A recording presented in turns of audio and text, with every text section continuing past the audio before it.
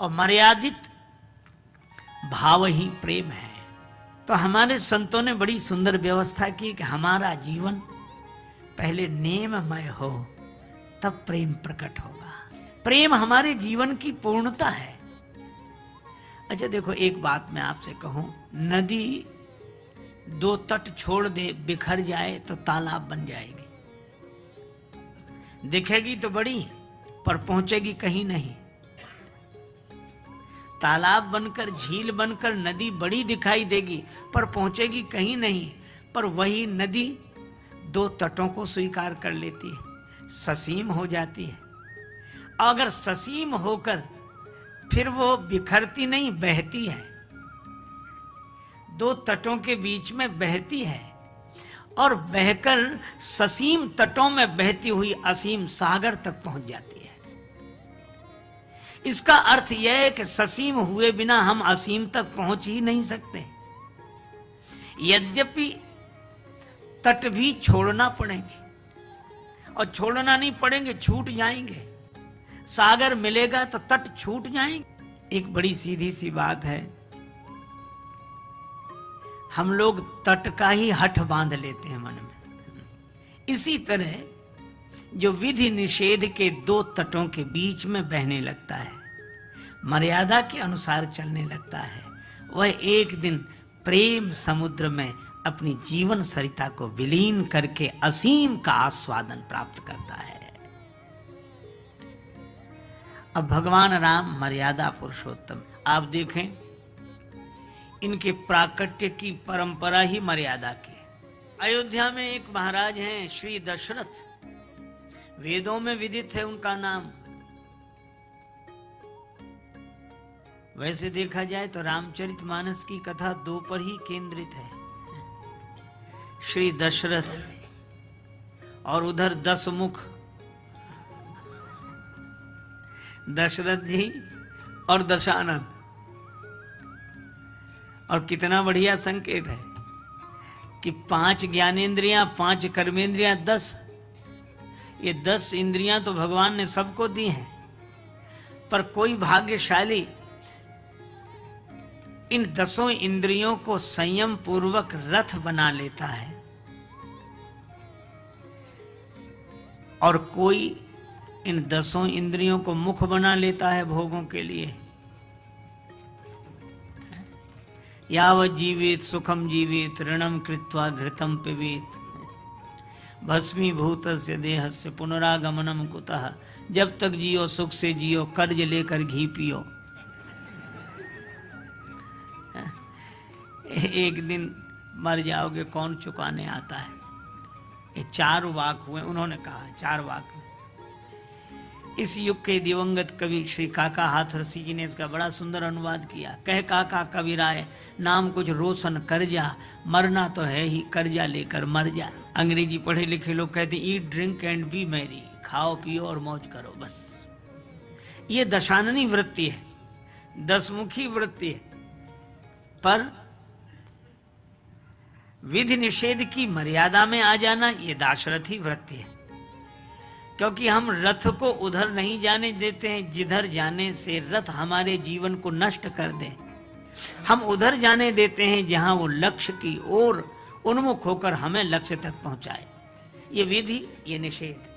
और विधि निषेध के बीच में जीवन को बहा ले जाना, यही मर्यादा के अनुसार चलना है। दशरथ जी ने अयोध्या में निवास किया तो दशरथ संयमी साधक, अयोध्या सत्संग भूमि, संत सभा अनुपम, अवध सकल सुमंगल मूल। और संयमी साधक सत्संग की अयोध्या में रहते हुए 3 विवाह करते हैं। कौशल्या जी, माता कैकेयी, माता सुमित्रा, 3। ये 3 विवाह का क्या अर्थ? इसका अर्थ है हमारा जीवन 3 से जुड़ा हुआ हो।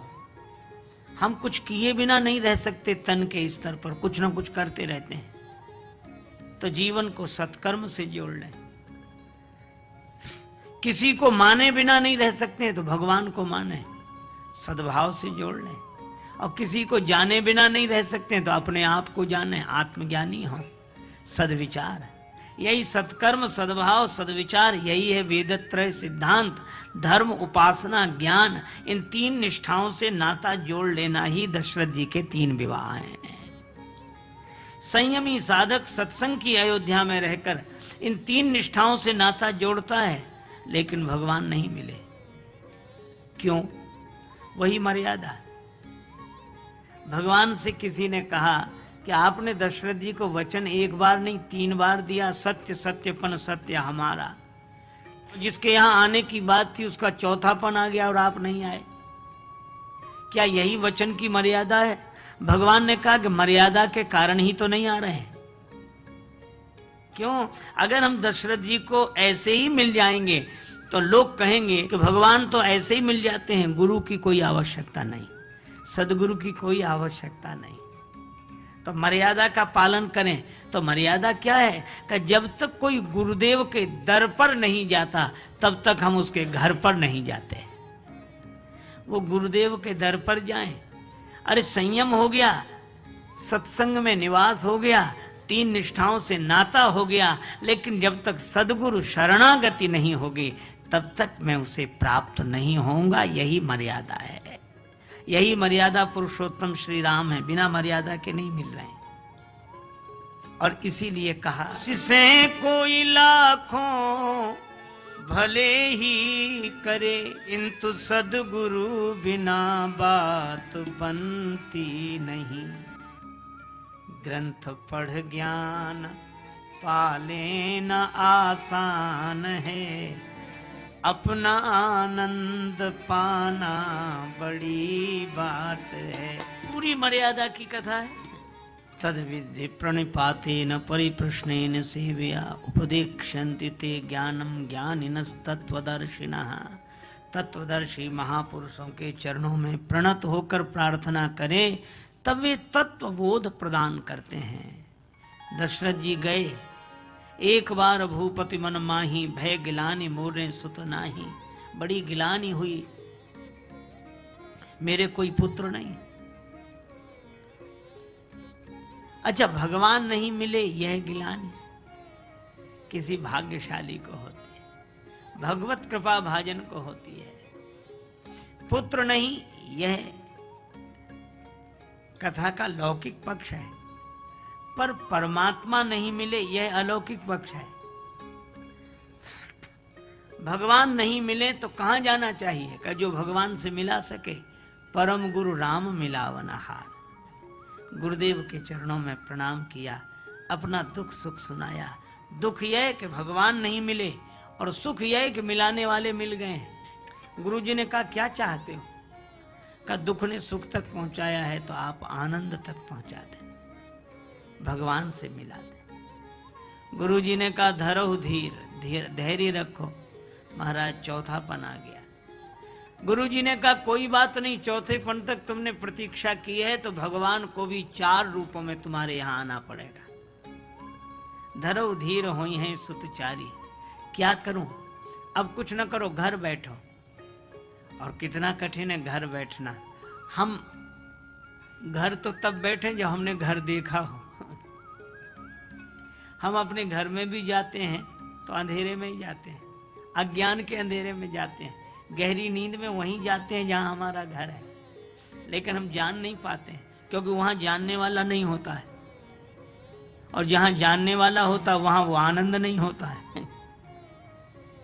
और इसीलिए भगवान की कृपा से अगर हम ज्ञान में उस स्थिति तक पहुंच जाएं, जागृत में सुसुप्ति जैसी दशा हो जाए तो अपने घर पहुंच गए, और फिर घर में तो आनंद ही आनंद है। पर गुरुजी ने कहा कि घर में बैठो, तो घर बैठे तुम्हें भगवान से मिला दूंगा। दशरथ जी ने कहा ठीक है। और गुरुजी ने श्रृंगी ऋषि को बुलाया, पुत्रेष्टि यज्ञ कराया और नियम पूर्वक आहुति दिए गए। तब अग्निदेव प्रकट हुए और कहा इस हवि का वितरण कर दो, यह हवि बांट दे नृपजाई। अब यह देखो कितना अद्भुत, यज्ञ के द्वारा अग्निदेव प्रकट हुए, हवि का प्रसाद दिया, और हवि में भी 3 ही, महारानियां भी 3, और अग्निदेव प्रकट हुए तो खीर का प्रसाद दिया, खीर में भी 3, अच्छा एक और अद्भुत बात, खीर में जो तीन है तीनों सफेद, दूध भी, चीनी भी, चावल भी। देखो कितना बढ़िया है। शर्करा वो भी श्वेत, या मिश्री वो भी श्वेत, दूध भी श्वेत, चावल भी श्वेत। पर दूध ऐसा नहीं बिल्कुल शुद्ध, वैसा नहीं। एक दूध बेचने वाला आया, खरीदने वाले ने कहा आज बड़ी देर में आए। दूध बेचने वाला बोला देर में क्या, आज नल ही देर में आए। अब नल आए, मिलाए, तब दूध लाए। अच्छा दूध, चावल, चीनी तीनों को मिला दो तो खीर नहीं बनेगी, घोल होगा। पर अग्नि में तपाया जाए तब। और मुझे लगता है परिपक्व ज्ञान निष्ठा, परिपक्व धर्म निष्ठा और परिपक्व भक्ति निष्ठा, और ये तीनों, अच्छा कितनी अद्भुत बात है। शुद्ध दूध हो, शुद्ध चावल हो, कर्म कितना ही पवित्र हो, कर्म कितने ही उज्जवल हो, ज्ञान कितना ही पवित्र क्यों ना हो, लेकिन मिठास बिना शर्करा के नहीं आती। हमारे जीवन में कर्म ज्ञान कितने ही पवित्र क्यों ना हो, पर भगवान की भक्ति के बिना जीवन मीठा नहीं होता, मिठास से नहीं। और इन तीनों निष्ठाओं को अग्नि में तपाया जाए, तपस्या की अग्नि में तपाया जाए। यहाँ तो अग्निदेव ने ही प्रकट होकर खीर दी है, और इस खीर को जो पान कर लेगा उसके भीतर से भगवान प्रकट हो जाएंगे। भय प्रकट कृपाला दीन दयाला। अब ये पूरी कथा पर अगर हम लोग विचार करें, नियम प्रधान कथा है, मर्यादा प्रधान कथा है, और इसीलिए क्योंकि मर्यादा पुरुषोत्तम भगवान प्रकट हो रहे हैं। आप अच्छा भगवान ने भी बड़ा अद्भुत कार्य किया। दशरथ जी के यहाँ आए और दशानन को मिटाया। संयमी के यहाँ भगवान प्रकट होते हैं, असंयम को मिटाते हैं। मर्यादा पुरुषोत्तम श्री राम बिना मर्यादा के नहीं मिलते। पहले जीवन में संयम, फिर सत्संग की भूमि अयोध्या में निवास, फिर 3 निष्ठाओं से नाता, फिर सदगुरु शरणागति, और सदगुरु के द्वारा विधिवत यज्ञ, यज्ञ में अग्निदेव प्रकट और खीर का प्रसाद माताओं ने पान किया तो भी प्रतीक्षा करनी पड़ी। जा दिन ते हरि गर्भ ही आए, भगवान गर्भ में आए, फिर प्रतीक्षा की, और यही प्रकट सो अवसर भयो। यह कथा मर्यादा पुरुषोत्तम श्री राम जी की कथा है।